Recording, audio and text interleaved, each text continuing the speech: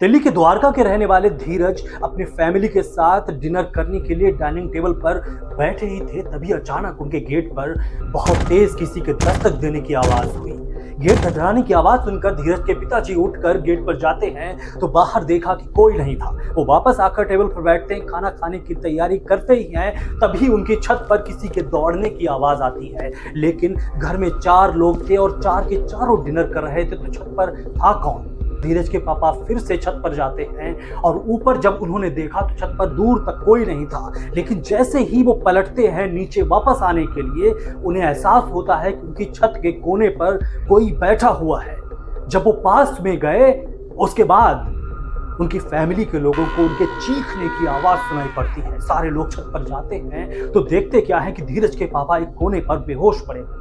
नीचे लाकर उनको होश मिलाया जाता है और जब उनसे पूछा जाता है तो वो बताते हैं कि छत के कोने पर एक बूढ़ी औरत बैठी हुई थी और जब उन्होंने उसके पास जाकर देखा तो उस बूढ़ी औरत के चेहरे पर ना आंख थी, ना नाक थी, ना मुंह था।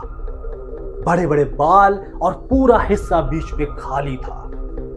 फैमिली के सारे लोग हैरान रह जाते हैं और उसके ठीक 2 दिन बाद उनके घर में एक कोने में एक गुड़िया, काला जादू की हुई गुड़िया उन्हें पड़ी मिलती है। जब उन्होंने एक बाबा से इस बारे में सब कुछ पूछा तो उन्हें बताया गया कि उनके ही किसी रिश्तेदार ने उनकी पूरी फैमिली पर काला जादू किया है और इस सब से बाहर आने में उनकी फैमिली को करीब 1 साल लग गया। उस दौरान उनके घर में कई सारी ऐसी खौफनाक घटनाएं हुई। इस घटना पर आपका क्या कहना है? कमेंट बॉक्स में बताइए।